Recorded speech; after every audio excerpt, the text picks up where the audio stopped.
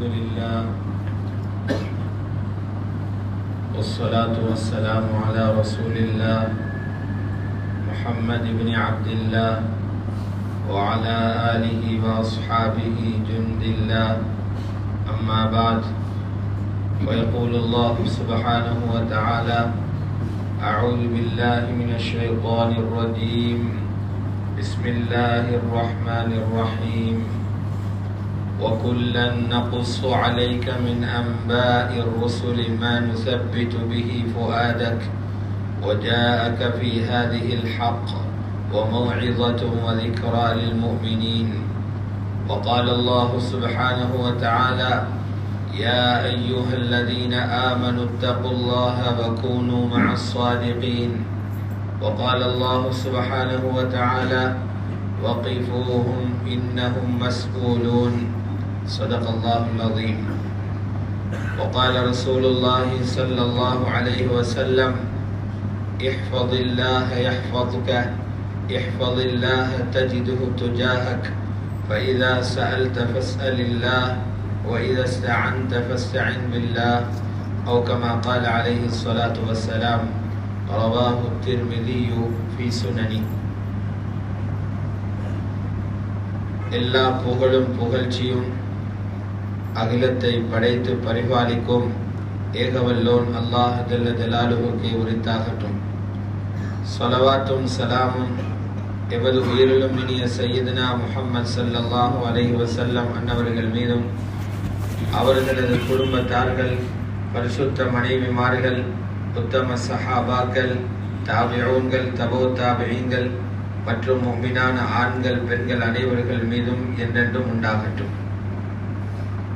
கண்ணியத்துக்குரிய அல்லாஹுடைய நல்லடியார்களே, அல்லாஹ் சுப்ஹானஹு வ தஆலாவினால் ஏவப்பட்ட ஏவல்களை எடுத்து நடக்குமாறும் அவனால் விலக்கப்பட்ட எல்லா விதமான பாவங்களிலிருந்தும் தவிர்ந்து விலகி நடந்து கொள்ளுமாறும் தக்வாவை கொண்டு வசியத்து செய்து கொள்கிறேன். கண்ணியத்துக்குரிய அல்லாஹுடைய நல்லடியார்களே, மனிதர்கள் உலகத்தில் ஒவ்வொரு விதமாக வாழ்ந்து கொண்டு போறாங்க. அவரவருக்கு எப்படி வாழ வேண்டும் என்று அவர்கள் நினைக்கிறார்களோ, எப்படி அவர்களுக்கு முன்னால் அந்த வாழ்க்கையினுடைய களம் அமைதோ அது போல அவங்க வாழ்ந்து கொண்டு போறாங்க. அவங்கள போல அவங்களோட பிள்ளைகளும் வாழ்ந்து கொண்டு போறாங்க. இதனால உலகத்துல நன்மைகளும் இருக்குது, ஆனால் அதை விட தீமைகள் மனிதனால அதிகரித்து கொண்டே போகுது. ஹைறுகளை விடவும் ஷர்றுகள் உலகத்தில் அதிகரித்து கொண்டே போகுது. முதலாவது மனிதன் அவர் ஒழுங்காக வாழணும். இரண்டாவது அவர்களுக்கு பொறுப்பாக கொடுக்கப்பட்டுள்ளவர்களை ஒழுங்காக வாழ்றதுக்குரிய வழிகளை காட்டி கொடுக்கணும். பெற்றோர்கள், பொறுப்புதாரிகள், சமூகத்தினுடைய முன்னணியில் இருக்கிறவங்க அவங்க முறையாக வாழலைன்னா பின்னால வருகிறவர்கள் அதை விடவும் படுமோசமாகத்தான் இருப்பாங்க. அதனால நபி அலைஹிஸ்ஸலாத்து வஸலாம் சொன்னாங்க, முன்னால உள்ள காலத்தில் இருக்கிறவங்களை விட பின்னால வர்றவங்க ஷர்ருள்ளவங்களாக இருப்பாங்க. முன்னால் உள்ள காலத்தில் இருந்த ஹைர அதுக்கு பின்னால வாழ்ற காலத்துல நீங்க பாக்குறதுக்கு இயலாது. மாமின் யௌமின் இல்லா வல்லதி பாதஹு ஷர்ரு மின், ஒவ்வொரு நாளும் கழிந்து போகும்போது அதுக்கு பின்னால வருகிற நாள் அதுல பெரிய ஹைறுகளை எதிர்பார்க்கலாம். முந்தின நாளை விடவும் கவலை உண்டாக்கக்கூடிய, கவலை தரக்கூடிய செய்திகளை பார்க்கிற கேட்கிற நாளாகத்தான் பிந்தின நாள் வரும் என்கிறத மேலான ரசூலுல்லாஹி ஸல்லல்லாஹு அலைஹி வஸல்லம் சொன்னாங்க. அந்த வகையில ஹஜ்ரத் முஹம்மது ஸல்லல்லாஹு அலைஹி வஸல்லம் அவர்களுடைய நேரடியான கண்காணிப்பில் நல்ல குடும்பங்களை உருவாக்கினாங்க, குடும்பங்களுக்கு வழிகாட்டினாங்க, நல்ல வாலிபர்களை உருவாக்கினாங்க, எதிர்காலத்தை ஒளிமயமாக்கி வரலாறு படைச்சிட்டு உலகத்தில் இருந்து போகக்கூடிய மகான்களை எங்க ரசூலுல்லாஹி ஸல்லல்லாஹு அலைஹி வஸல்லம் உருவாக்கினாங்க. அவங்க உருவாக்கினது போல நல்லவர்களை யாரும் உருவாக்க இல்ல. உலகத்தில் உள்ள எவ்வளவு படிச்சவரும் உருவாக்கல்ல, உலகத்தில் உள்ள எவ்வளவு பெரிய செல்வந்தரும் உருவாக்கல்ல, உலகத்தில் உள்ள சாம்ராஜ்யங்கள் உள்ளவங்களும் உருவாக்கல்ல.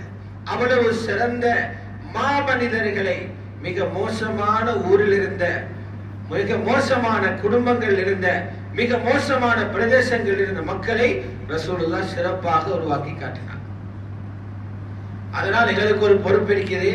அவர்களை எப்படி உருவாக்கினாங்கன்றதை பார்த்தா 100க்கு 100 இல்லை என்றாலும் 10ல் ஒரு பகுதியாவது எடுத்தா இந்த காலத்தில் ஓரளவுக்காவது தப்பிக்கொள்றதுக்கு. அதனாலதான் ரசூலுல்லாஹி ஸல்லல்லாஹு அலைஹி வஸல்லம் அவர்களுக்கு வழிகாட்டுறதுக்காக அல்லாஹ் ஹயாத்துல் அன்பியாவை பயான் செஞ்சான். உங்களுக்கு முன்னால் இருந்த நபிமார்கள் எப்படி வாழ்ந்தாங்க அதை பார்த்து பின்னால போங்க. வகுல்லன் நகுஸ்ஸு அலைக மின் அம்பாஇர் ருசுலி மா நுஸப்பித்து பிஹி ஃபுஆதக். உங்களுக்கு ரசூல்மார்களுடைய கதைகளை சம்பவங்களை நாங்க ஏன் சொல்றோம்டா, அதை கொண்டு உங்களோட உள்ளத்தை ஸ்திரமாக்குறது. உங்களுக்கு ஒவ்வொரு நிலைமைகள் வரும்போது மனமுடைஞ்சி போறீங்க, அந்த நேரத்துல நீங்க தைரியமாக நிக்கிறதுக்காக உங்களோட முன்னோர்களுக்கும் இப்படி வந்திருக்குது, உடஞ்சி போய்த்திடாதீங்க, அவங்களும் அதுக்கு பின்னால எழும்பி நின்றாங்க என்று காட்டுறதுக்கு இந்த சம்பவங்களை சொல்றோம் அல்லாஹ் குறிப்பிட்டிருக்கிறார். அந்த வகையில் அல்லாஹ்வுடைய நல்லடியார்களே, நாங்க உலகத்துல வாழ்றது ஒரு பக்கம், எங்களை பத்தி யோசிக்கிறது போலவே எங்களை கையில இருக்கிற புள்ளகளை பத்தியும் யோசிக்கிறது ஆகப்பெரிய பொறுப்பு. நாங்க உலகத்துல நிக்கிறது ஒரு சரித்திரம், நாங்க கண்ண மூடினத்துக்கு பின்னால நாங்க வளர்த்துட்டு போன எங்கட புள்ளகள் நாங்க வாழ்ந்ததுக்கு 2வது சரித்திரம். நாங்க இருந்தோம் ஒரு வரலாறு, 2வது எங்கட பிள்ளைகள் வாழ்ற காலம் இன்னொரு வரலாறு. அந்த வரலாறு உருவாக்கிட்டு போறதும் பெற்றோர்களுடைய பொறுப்பு. அந்த வகையில ரசூலுல்லாஹி ஸல்லல்லாஹு அலைஹி வஸல்லம் பல சஹாபாக்களை உருவாக்கினாங்க. பிள்ளைகளை சிறந்தவர்களை சமூகத்தில் உருவாக்குற முறை இப்படித்தான் என்று செயலையும் காட்டினாங்க. பயான்ல மட்டும் சொல்லிட்டு போகல, அவங்க நேரடியாக கண்காணித்து நல்லவர்களை உருவாக்கினார். அப்படிப்பட்ட நல்லவர்களை உற்பத்தி செய்த ஒரு குடும்பம் தான் ரசூலுல்லாஹி ஸல்லல்லாஹு அலைஹி வஸல்லம் சாச்சா அப்பாஸ் ரலியல்லாஹு அன்ஹு அவர்களுடைய குடும்பம். சாச்சா வாப்பட சகோதரன் இருந்தாலும் 2 வயசு தான் 2 பேருக்கு வித்தியாசம். அவ்வளவு நெருக்கமான ஆள். நபி ஸல்லல்லாஹு அலைஹி வஸல்லம் அவர்களுடைய குடும்பம் இல்லையா, நல்ல குணாம்சங்கள் உள்ள, அந்த காலத்திலேயே மார்க்கம் என்றா பற்றுள்ள ஆட்கள். அவங்க மிக நெருக்கமான தொடர்பு மார்க்கத்தோட இருந்துச்சு. அதிலேயும் காபாவோட தொடர்பு, காபாவை சுமந்திருக்கிற ஹரம் என்ற புனிதமான பூமியோட தொடர்பு. அந்த காலத்திலே மக்கள் அவர்களுக்கு ஹுமுஸ் என்று சொல்லுவாங்க. ஹமாசத்துள்ள குடும்பம் அது. ஹமாசத்துண்டா தீனில புடிவாதம், எதிலே விட்டு தருவோம், மார்க்கத்தில் விட்டு தர மாட்டோம். அந்த காலத்தில் ஹஜ்ஜிக்கு எல்லாரும் 9ல் அரஃபாவுக்கு போவாங்க. அரஃபாவுக்கு போவாங்க, ஹஜ்ஜுடைய முக்கியமான நாள். எல்லாரும் போவாங்க. ரசூலுல்லாஹ்வுடைய குடும்பம் குறைஷிகள் இருக்கிறாங்களே, அவங்க போறல, அவங்க முஸ்தலிஃபால நிப்பாங்க. அரஃபாவுக்கு முன்னால் உள்ள இடம். ஏன் நீங்க போறலன்னு கேட்டா, நீங்க எல்லாம் வெளியிலிருந்து வந்தவங்க, நாங்க தான் ஹரத்துடைய சொந்தக்காரர்கள். அரஃபா இருக்குது புனித பூமிக்கு வெளியில, ஹரத்துக்கு வெளியில இருக்குது, நாங்க எங்கேயும் விட்டு போக மாட்டோம்னு நிப்பாங்க. நபி ஸல்லல்லாஹு அலைஹி வஸல்லம் வந்து மாத்தினாங்க. அல்லாஹ்வுடைய வழிகாட்டல் வந்துச்சு, எல்லாரும் போறது போல நீங்கள் அரஃபாவுக்கு போங்க. அப்பதான் ஸல்லல்லாஹு அலைஹி வஸல்லம் வைத்து அந்த முறையை மாத்தி அமைச்சாங்க. அவ்வளவு தீனில ஒரு உறுதிப்பாடு, இஸ்திகாமத் இருக்கிற ஒரு குடும்பம் தான் ஸல்லல்லாஹு அலைஹி வஸல்லம் குடும்பம். ஹஜ்ரத் அப்பாஸுடைய மனைவி உம்முல் ஃபத்ல் ரலியல்லாஹு அன்ஹா மதாஃபில பேய்த்து கொண்டிருக்கிறாங்க. ஹிஜ்ரி இஸ்மாயில் கிட்ட நபி ஸல்லல்லாஹு அலைஹி வஸல்லம் பார்த்து சொன்னாங்க, உம்முல் ஃபத்ல் சாட்சி அவரை பார்த்து சொன்னாங்க, உங்களுக்கு ஒரு ஆம்பளை புள்ள கிடைக்க போது, அந்த ஆம்பளை புள்ள ரொம்ப பெரிய புத்திசாலியாக வர போறாங்க. அவ கேட்டா, இது எப்படி சாத்தியப்படும்? நாங்க குறைஷிகள் சபதம் செஞ்சிருக்கிறோம், ஆண் பிள்ளை பொறுகிறல்ல என்று. அந்த காலத்தில் அப்படி ஒரு சத்தியம் ஒன்று பண்ணிதான். ஆனா சொன்னாங்க ஸல்லல்லாஹு அலைஹி வஸல்லம், கட்டாயம் நான் சொல்றது நடக்கும். புள்ள கிடைச்ச பிறகு கொண்டு வாங்க. சொன்னது போலவே குழந்தை கிடைச்சது. உம்முல் ஃபத்ல் ரலியல்லாஹு அன்ஹா குழந்தை அனுப்பினாங்க நபி ஸல்லல்லாஹு அலைஹி வஸல்லம் அவங்கள்ட்ட. ரசூலுல்லாஹ் அவருக்கு பேர் வச்சாங்க அப்துல்லா. நல்லவர்களுடைய நாவுகளால் வைக்கப்படுகிற பேர்கள் வாழ்க்கையிலே பெரிய அசராத்தை உண்டாகும். இல்லாட்டி அவங்களுக்கே வச்சுருந்துச்சு பேரு எங்க கொண்டு வரும். அப்துல்லான்னு பேர் வச்சு அவங்களோட உமிழ் நீரை குழந்தையிட வாயில பட வச்சாங்க, தஹ்னீக் செஞ்சாங்க. ஸல்லல்லாஹு அலைஹி வஸல்லம் சொன்னாங்க, ஹாதல் குலாம் ஜக்கியுன், இவர் லேசிப்பட்ட ஒருத்தர் அல்ல, நல்லொரு தலை, நல்ல புத்தி வேலை செய்யக்கூடிய ஒரு ஆள், வாப்ப கிட்ட கொண்டு வந்து காட்டுங்க. அல்லாஹ்வுடைய நல்லடியார்களே, இப்படி ஒரு சிறந்த குடும்பம், சிறந்த குடும்பத்தில் அந்த குழந்தை பிறந்திருக்கிறது. வாப்பவும் ஆரம்பத்திலேயே கலிமாவை கபூல் செஞ்சு கொண்டார். இருந்தாலும் மக்களை எதிர்த்து கொண்டு போராடக்கூடிய நிலைமையில இல்ல. அதனால ஹிஜ்ரத் போற நேரம் அவர் ஈமான மறைச்சு கொண்டு உள்ளுக்கு இருந்தாரு. பத்ர்ல காபிர்களோட தான் அப்பாஸ் ரலியல்லாஹு அன்ஹு வந்து காபிர்களோட சேர்ந்து கைது செய்யப்பட்டாரு. அல்லாஹ் குர்ஆன்ல சொன்னான், ஹஜ்ரத் அப்பாஸ் போன்ற ஆட்கள் ஈமான் உள்ளவங்க, ஏதோ பலாத்காரமாக பத்ர் வர வேண்டிய கட்டம் வந்துச்சு. இல்லா மன் உக்ரிஹ வ கல்புஹு முத்மஇன்னும் பில் ஈமான், கல்வில ஈமானான கல்வி நிம்மதி அடைஞ்சிருக்கிற நிலைமையில வற்புறுத்தப்பட்டு அவர்கள் இங்க கொண்டு வரப்பட்டாங்கன்னு குர்ஆன்ல சொல்லியிருக்கிறார். வாப்பவும் நல்ல, உம்மவும் நல்ல, தாயும் தந்தையும் உள்ளாலையும் புறத்தாலையும் நல்லவண்டா அங்கிருந்து ஒரு மோசமான புள்ள அந்த வீட்டுக்குள் இருந்து ஊருக்கு வரையலாம். தாயும் தந்தையும் வெளியால நடிப்பு மட்டுமல்ல, வெளியால இருக்கிற கோலங்களை உலகம் பார்க்கும், உள்ளுக்கு இருக்கிறத ரப்ப பார்ப்பான். வெளியால இருக்கிற அமல்களால சொர்க்கத்துக்கு போய் தெரியலாம். அந்த அமல்கள் இருக்கிற நேரம் கல்வில இஹ்லாஸ் இருக்கிறான்னு பார்ப்பான். அல்லாஹ் மார்க்ஸ் போடுற இஹ்லாஸுக்கு. அதனால சொல்றான், உங்களோட வெளிப்படங்களையும் கையில நீங்க புலக்கிற செல்வங்களையும் பார்க்கிறவன் அல்ல நான், நான் பார்ப்பேன் உங்களோட உள்ளத்துல என்ன இருக்குது. உங்களோட முகம் அழகாக இருக்கிறா, கண் வட்டமா இருக்கிறான்னு பார்க்க மாட்டேன். கண்ணால எங்க பார்க்கிறீங்கன்னு நான் பார்ப்பேன். கை கட்டையாக இருக்கிறா, 6 விரலான்னு நான் பார்க்க மாட்டேன். கையால எங்க பிடிக்கிறீங்கன்னு பார்ப்பேன். என்ற வேலை ஈமானையும் அமலையும் பார்க்கிறதை தவிர உருவங்களை பார்த்து முடிவெடுக்கிறது அல்ல. நல்லவர்கள் அவங்க. இந்த பிள்ளை எப்படி வளர்ந்து வர்றாருன்னா தொட்டு காட்டி கொண்டு போறேன். அப்ப கொஞ்சமாவது 10% நாங்க இப்படி ஆகணும்னு ஒரு எண்ணம் வரும் தானே. அந்த அடிப்படையில ஹஜ்ரத் அப்துல்லாஹ் இப்னு அப்பாஸ் ரலியல்லாஹு அன்ஹு அவர்களுக்கு 7 வயசு பிந்தி 10 நெருங்கி கொண்டு போறாரு. ரசூலுல்லாஹி ஸல்லல்லாஹு அலைஹி வஸல்லம் ஒரு நாள் அவரை கூப்பிட்டு வாகனத்துல பின்னுக்கு ஏத்தினாங்க. நாங்க போற மாதிரி பென்ஸ் கார்ல இல்ல. அப்ப இருந்த ஆக பெருமதி குறைஞ்ச வாகனம் தான் கழுத. 10 திரகத்துக்கு கழுத வாங்கியும். அந்த காலத்துல பெருமதியான வாகனம் குதிரை, நடுத்தரமான வாகனம் ஒட்டகம், ஆக விலை குறைஞ்சது கழுத. கழுதைக்கு மேல ஏத்தினாங்க. என்னத்துக்கு ஏத்தினாங்க தெரியுமா? ட்ரிப் போட்டு போறதுக்கு அல்ல, படிச்சு கொடுக்கிறது. ரசூலுல்லாஹி ஸல்லல்லாஹு அலைஹி வஸல்லம் காட்டினாங்க, படிக்கிறதுக்கு பெரிய பில்டிங்ல போய் நிக்கணும் இல்ல, படிக்கிறதுக்கு பெரிய கிளாஸ் ரூம் தேவை இல்ல. ஒட்டகத்தின முதுகில இருந்தும் உலகத்தை படிப்பிக்கிற படிப்பை படிக்கணும். ஒட்டகத்தின குதிரை கழுதையில முதுகில இருந்து படிச்சு கொடுத்தாங்க. சொன்னாங்க இப்னு அப்பாஸ், ஓம் யா ரசூலல்லாஹ். அவர்கிட்ட கேட்டாங்க, பெருசா பாடம் ஒண்ணு இல்ல, சில வார்த்தைகளை படிச்சு தரவா? சின்னதா இருந்தா எல்லாரும் ஆசையோட கேட்பாங்க தானே. அல்லாஹு அல்லிமுக பிகலிமாத், சில வார்த்தைகளை படிச்சு தரவான்னு கேட்டாங்க. இது இன்றைக்கு 40 வயசால சொன்னாலும் படாத செய்தி. 7 வருஷம் 10 வயசுக்குள்ள 10 வயதாகாத சிறுவனுடைய கல்வியில போடுறாங்க. இது விதைகள். இந்த விதைகள் தான் பிள்ளைகளை வளர்க்கிற மரம். இதைத்தான் பெற்றோர்கள் சின்ன வயதுல பிள்ளைகள் தான் கல்வியில போடணும், நாளைக்கு பழுதாகாம இருக்கு. அவரும் சொன்னார், யார சொல்லதா சொல்லுங்க, இந்த உலகத்தில் இருக்கிற பெரிய பிரச்சனை எல்லாருக்கும் நாளைக்கு என்ன ஆகும். கொஞ்சம் 17-18 வயசு ஆகிற நேரம், ஸ்கூல்ல படியவாறு படிச்சு முடிக்கிற நேரம் எல்லாருக்கும் பயம், பிச்சைக்காரனா பேத்திருவனோ தெரியாது. நிறைய பேருக்கு பயம், வாப்பக்கும் பயம், உம்மக்கும் பயம்.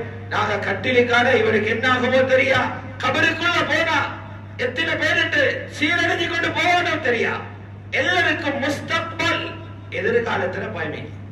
அந்த பயத்தில தான் அவனை பார்த்து பெரட்ட பாக்குற, இவனை பார்த்து பெரட்ட பாக்குற, அவனை போல இவரோட மகனை ஆக்க பாக்குற. சில பேரு சரி வருது, சில பேர் முழுகிறாங்க. ஸல்லல்லாஹு அலைஹி வஸல்லம் சத்தியமான சரியான வழியை காட்டி கொடுத்தாங்க. பயந்து வேலை இல்ல, ஆக்கபூர்வமான வேலையை செய்யுங்க, பாதுகாக்கப்படுவீங்க சொன்னாங்க. காசை கையில கொடுக்கிறதால கண்ணியம் வந்துடாது, பிசினஸ் படிச்சு கொடுக்கிறதால மட்டும் கண்ணியம் வந்துடாது. பாதுகாப்பும் மரியாதையும் தேவை என்றா உண்மையான வழி அல்லாஹ்வுடைய கட்டளைகளை பாதுகாக்க.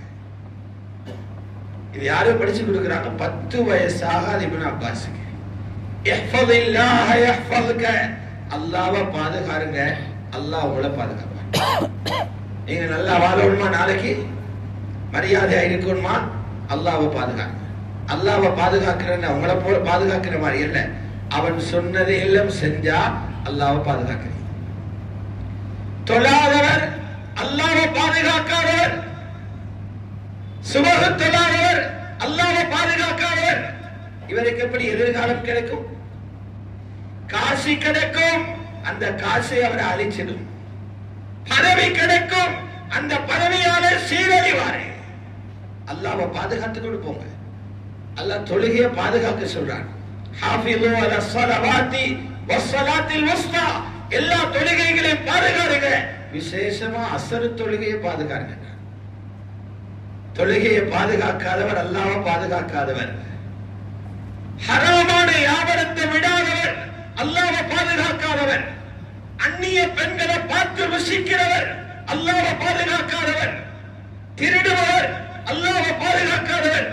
இவங்களுக்கு எந்த விதமான கேரண்டியும் ஃபியூச்சர்ல இல்ல. துனியால சொத்துகள் கிடைச்சாலும் கபரில சீரழிய வேண்டி வரும். எதா ரசூலுல்லாஹ் சொன்னாங்க, சரியான பாதுகாப்பு ரெண்டு உலகத்திலே கிடைக்கும்னா தீனோட போங்க. இஹ்ஃபதில்லாஹ் யஹ்ஃபதுக. எப்படி பாதுகாப்ப தெரியுமா? உதவி முன்னுக்கு வந்து இறங்கும்.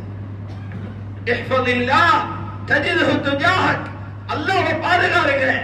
ஹதீஸ்ல இருக்குது, இன்னொரு ஹதீஸ்ல அமாமக், உங்களுக்கு முன்னால பாதுகாப்பு கிடைக்கும். உங்களோட மானம், மரியாதை, கண்ணியம், பொருளாதாரம் எல்லாத்தையும் பாதுகாப்பு. கல்லில செதுக்கிற மாதிரி அந்த சின்ன பிள்ளையில உள்ளத்துல பதிச்சா. இதை விட பெரிய பாடமே. ரெண்டாவது சொன்னாங்க, மகன் என்ன மாச்சும் கேட்கணும்னா வாப்பாட்ட போயிட்டு கேட்கவான உடனே முதல்ல அல்லாட்ட கேட்டு பழங்க. செருப்பு பிஞ்சாலும் ரப்பிட்ட கேட்க சொல்லி ஹதீஸ் வந்திருக்குது. இதா சால்த மஸ்தல் இல்லா, எல்லாத்தையும் தர இயலுபவனுக்கு அந்த பிள்ளைக்கு சொல்லி கொடுத்தாங்க. கேட்டா அல்லாஹ்விட்ட கேளுங்க. உதவி தேவைப்பட்டா மற்றவர்கிட்ட கேட்க முதல்ல ரப்பிட்ட உதவி கேளுங்க. வைரஸ்தான் தபஸ்தாய் பில்லா. மூணாவது சொல்லி கொடுத்தாங்க ஸல்லல்லாஹு தஆலா அலைஹி வஸல்லம், உங்களுக்கு இன்னொரு முக்கியமான விஷயத்தை படிச்சுக்கோங்க. அல்லாஹ் ஒரு விஷயத்தை உங்களுக்கு எழுதினா, ஒரு பதவிய, ஒரு பெண்ண, ஒரு பிள்ளைய, வாகனத்தை, கடைய, வியாபாரத்தை எழுதினா உலகம் சேர்ந்தாலும் நிப்பட்டே தான். அல்லாஹ் இல்லை என்று போட்டுட்டானா எல்லாரும் காசு சேர்த்து தந்தாலும் உங்களுக்கு நிமிரவும் வேணாம். இத சொல்லிட்டு கழுதையிலிருந்து இறக்கி விட்டான். சுருக்கம் என்ன தெரியுமா? இந்த ஹதீஸ திருப்பி திருப்பி திருப்பி பார்த்தா எங்கட நோய்களுக்கு நிறைய மருந்து கிடைக்கும். கல்வில வச்சுக்கணும் அல்லாஹ்வ. கல்வை அல்லாஹ் படைச்சிக்கு அவன் சிந்தனையை சுமக்கிறதுக்கு. அந்த இடத்துல வேற சாமான போட்டா கல்வில குழப்பம் வரும், கவலை வரும், பைத்தியம் அடிச்சுக்கணும். அல்லாஹ் வைக்க வேண்டிய இடத்துல பணத்தை வச்சா, அல்லாஹ் வைக்க வேண்டிய இடத்துல பெண்ணை வச்சா, அல்லாஹ் வைக்க வேண்டிய இடத்துல பழவிய வச்சா நிம்மதி வராது. ஒன்றோ அடுத்தவனை பார்த்து பார்த்து இல்லையே ஏங்கிக்கொண்டே மூத்தாகுவாய், அல்லது நிறைய கிடைச்சிட்டா எப்படி பாதுகாக்கிறேன்னு பயந்தே மூத்தாகுவாய். கல்வை வச்சுக்கிறது அல்லாஹ் வைக்கிறது. பொருளை வச்சுக்கோ கையில, கல்வியில வச்சுக்கோ அல்லாஹ். அதனால இப்னுல் ஜௌஸி ரஹ்மத்துல்லாஹி அலைஹி சைதுல் காத்திரில் எழுதுறாங்க, இந்த ஹதீஸை நான் திருப்பி திருப்பி திருப்பி பார்க்கிறேன். பார்க்க எனக்கு அதிசயமாக இருக்கு, அதிர்ச்சியாக இருக்குது. எனக்கு மிக அதிர்ச்சியாக ஆச்சரியமாக இருக்குது. இதை பார்த்துட்டு மக்கள் புறக்கணிச்சுட்டு வாழ்றாங்களே. இதுதான் போட்ட வேத. இப்ப பழுத்து வருது, பழுத்து வர்றாரு. இவருக்கு ஆசை ரசூலுல்லாஹ்வை போல ஆகணும். சிந்தனையை சமைச்சிட்டாங்க. 10 வயசுக்கு முன்னாலே சிந்தனையை சமைச்சிட்டாங்க. புள்ள வளருது. அல்லாஹ்வுடைய தீனை பாதுகாத்துக்கணும். அதுக்கு ஏத்த போல ஸல்லல்லாஹு அலைஹி வஸல்லம் கடைசியாக நிக்காஹ் பண்ணினதும் அப்துல்லா ரலியல்லாஹு அன்ஹுவோட சாட்சியா உம்மோட தங்கச்சி மைமூனா ரலியல்லாஹு அன்ஹா. ஒரு நாள் போயிட்டு கேட்கிறாரு, சாட்சியிட கேட்கிறாங்க, இந்த ராவுக்கு உங்களோட வீட்டுல வந்து தூங்கணும். இது புகாரி முஸ்லிம்ல இருக்குது. உங்களோட வீட்டுல தூங்கணும். சாட்சி கேட்கிறாங்க, என்னத்தை தூங்க வரணும்? இல்லோட தேவை. அவருக்கு ஆசை பள்ளியில இருக்கிற நேரம் போய்த்து பார்க்கலும், மஜ்லிஸ்ல இருக்கிற நேரம் ஹஜ்ரத் ரசூலுல்லாஹ்வை பார்க்கலும். வீட்டுக்குள்ள போன போது பார்க்க வழி இல்லையே. மனைவிமார்கள் எல்லாம் மஹரம் இல்லாத ஆட்கள் இல்லையா? நானவாக இருந்தாலும் பார்க்க முடியல. இப்பதான் சந்தர்ப்பம் கிடைச்சிருக்குது. சாட்சியிட வீட்டுல அனுமதி கொடுக்கிறாங்க. இவர் ஏன் போறாரு தெரியுமா? ரசூலுல்லாஹ்ட இரவு அமல்களை பார்க்க. நாங்க கூட நினைக்க மாட்டோம். 12-11 வயசு புள்ள போகுது. 11 வயசுல ஸல்லல்லாஹு அலைஹி வஸல்லம் தூங்க வந்தாங்க. ஒரு நீண்ட தலையண கணவனும் மனைவியும் நேராக தூங்குறாங்க. இவர் குறுக்காக தூங்குறாரு. இவருடைய லட்சியம் இன்றைக்கு தூங்கினா வந்த வேலை படுத்துரும், தூங்கப்படாது. தூங்குறது போல கண்ணை பொத்தி கூரைய பார்த்துட்டு இருந்தாரு. ஸல்லல்லாஹு சொன்னாங்க, நாமல் உலை சின்னவனுக்கு தூக்கம் போயிட்டான். அவன் நினைச்சாலும் தூக்கம் போயிட்டாங்க. இவரு தூக்கம் போல. கணவன் மனைவி தூங்கிட்டாங்க. எதிர்பார்த்துட்டு இருக்கிறாரு, எப்போ ரசூலுல்லாஹ் எழுப்புவாங்க. இரவின் 3 பகுதிகளில் 3வது பகுதியில் எழும்பி விருப்பில் உட்கார்ந்து கண்ணை கசக்கி ஸல்லல்லாஹு அலைஹி வஸல்லம் எழுப்புறாங்க. எல்லாத்தையும் பார்த்து கொண்டிருந்தாங்க. இவரும் வைத்து துடிச்சுக்கிட்டு அதே போல உது செஞ்சு ரசூலுல்லாஹ்வுக்கு இடது பக்கத்தை நின்றாரு. தஹஜ்ஜுதுல ஜமாத்தோட தொலை. இமாமுக்கு வலதில நிக்கிறது பதிலாக இடதில நின்றாரு.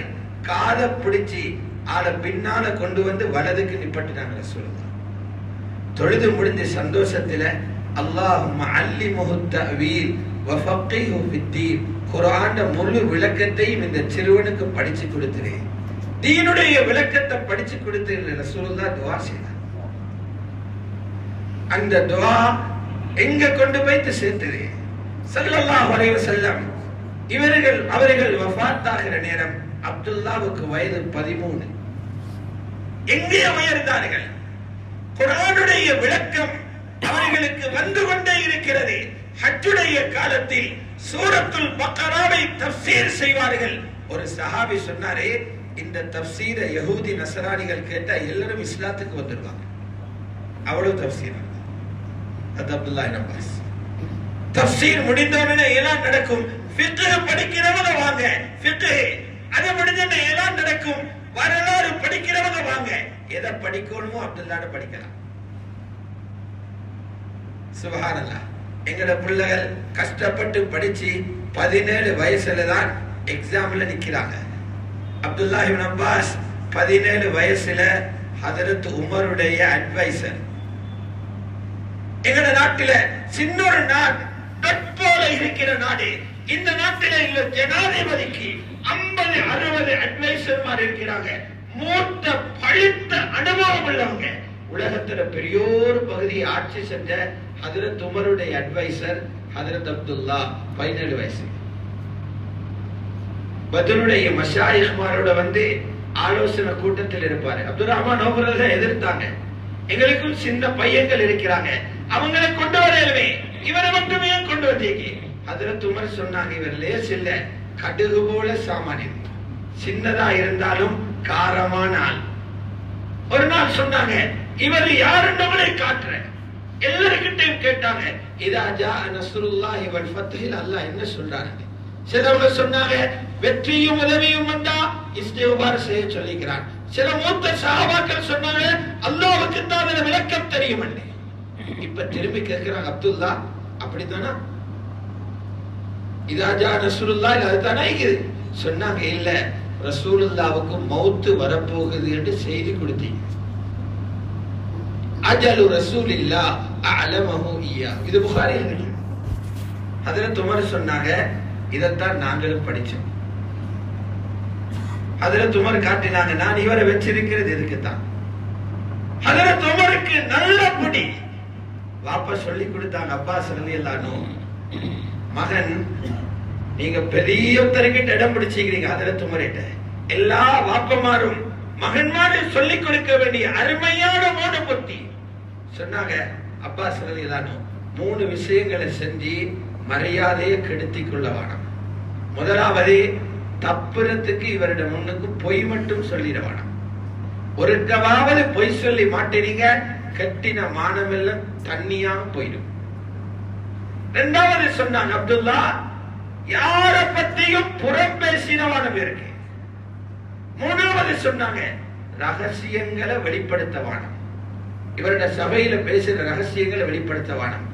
பெரியவர்களோட, மூத்தவர்களோட, அதிகாரிகளோட பழகிறவர்களுக்கு 3 புத்திமதிகளை ஹஜ்ரத் அப்பாஸ் ரலியல்லாஹு அன்ஹு அவர்கள் தன் மகனின் மூலமாக சொல்லிக் கொடுத்தார். வரலாறு சொல்லிக்கிட்டே போகணும், அடுக்கடுக்காக இருக்கு. கடைசியாக என்ன ஆகுது? அப்துல்லா இப்னு அப்பாஸ் ரலியல்லாஹு அன்ஹு அவர்கள் அப்துல்லா இப்னு ஜுபைருடன் ஒரு கருத்து முரண்பாடு ஏற்படுகிறது. அங்கிருந்தவர்கள் தாயிஃபுக்கு போறாங்க. தாயிஃப்ல நோய்வாய்ப்பட்டு அவர்களுடைய ரூஹ பிரியுது. சுப்ஹானல்லாஹ், வரலாற்று நூல்கள் எழுதப்பட்டிருக்கிற செய்தி புத்தியால ஏற்க முடியாத செய்திகளாக இருக்கு. அதில் என்ன எழுதப்பட்டிருக்கிறது? ஜனாசாவை கஃனிட்டு கபருக்குள் இறக்க போகிறார்கள். திடீரென்று ஒரு பறவை வருகிறது, கஃனுக்குள்ள பூந்துச்சு, எடுக்க முடியல. அதோட அப்படி கபருக்குள்ள வச்சு அடக்கினாங்க. அடக்கி மண்ண மூட எப்படி அத்தர் வாசம் கபருக்குள்ள வருகிறதுண்டா குமு குமு குமுன்னு வருகிறது. ஒரு மாத காலம் வாசனை வீசிக்கிட்டு இருந்தது. கபரில் இருக்கிற மண்களை மக்கள் கொண்டு போக ஆரம்பிச்சுட்டாங்க. அத்தர் வாசம் வீசுது. அந்த காலத்தில் உள்ள அதிகாரி சொல்லிட்டாரே, கபருக்கிட்ட யாரும் போகாம அடைச்சிருங்க. சிறப்பான ஒரு வாழ்க்கை வாழ்ந்து சிறப்பானவராக அல்லாஹ்விடத்துல போய் சேர்ந்துட்டார். இதில் ஒரு 10% எங்கட குடும்பத்தில் நாங்க அமல் செய்வோம்டா, அப்பாஸை போல வாப்பமார், உம்முல் ஃபضலை போன்ற உம்மமார் உருவாகும் என்றால் அப்துல்லாவை போன்ற மகன்மாரை ஊருக்கும் சமூகத்துக்கும் நாம் நிச்சயமாக கொடுக்க முடியும். ஆகவே ஸல்லல்லாஹு அலைஹி வஸல்லம் சொன்னாங்க, சஹாபாக்களுக்கு என்னுடைய சுன்னத்துகளில 10ல் 1 நீங்க விட்டாலும் வழிகட்டு போயிடுவீங்க. ஏன் என்ன பார்த்து கொண்டு என்னோட இருக்கிறவங்க சுன்னத்தை விட முடியாது. பின்னால் ஒரு காலம் வரும், சுன்னத்துகளுக்கு நான் காட்டுகிற வழிகளை ஏளனமாக பார்த்து யஹூதி நஸரானிகளுடைய வழிகளை உண்மையான வெற்றிக்குரிய வழியாக அலங்கரித்து காட்டப்படுகிற ஒரு காலம் வரும். எனது சுன்னத்துகளை நான் காட்டுகிற, நான் போன வாழ்ந்த முறைகளை ஏளனம் செய்கிற ஒரு காலம் வரும். அந்த காலத்தில 10ல் 1 சுன்னத்தை பின்பற்றினாலும் 50 பேரிட கூலி கிடைக்கும். சஹாபாக்கள் கேட்கிறாங்க, சாதாரண 50 பேரிட கூலியா? இல்ல, அஜ்ரு 50 மின்கும். சஹாபாக்களில் 50 பேரிட கூலி கிடைக்கும். பின்பற்ற முயற்சி செய்வோம். வல்லவன் அல்லாஹ் ஜல்ல ஜலாலுஹு எங்கள் அனைவர்களது பாவங்களை மன்னித்தருள்வார். அந்த அல்லாஹ்வுடைய உன்னுடைய நெருக்கத்தை பெற்ற அந்த சஹாபாக்களை போன்றே ஒப்பீட்டளவிலாவது வாழ்வதற்கு நீ எங்களுக்கு தௌஃபீக் செய்வாயாக. அவர்களுடைய அந்தரங்கம் ஈமானால், ஹிக்மத்தால், இல்மால், விளக்கங்களினால் எப்படி நடந்திருந்ததோ அது போன்ற ஈமானையும் ஹிக்மத்தையும் நசீபாக்குவாயாக. கல்புகள் ஃபசாத் ஆகி விடாமல், கெட்டு விடாமல் பாதுகாத்திருவாயாக. எங்களுடைய சந்ததிகளை எங்களுக்காக துஆ செய்யும் சந்ததிகளாக உருவாக்கி தருவாயாக. கபரில் இருந்து அழுது கொண்டிருக்கும் பிள்ளைகளாக என்னுடைய பிள்ளைகள் மாறுவதிலிருந்து நீ பாதுகாத்திருவாயாக. வஆஹிரு தஅவானா அனில் ஹம்துலில்லாஹி ரப்பில் ஆலமீன்.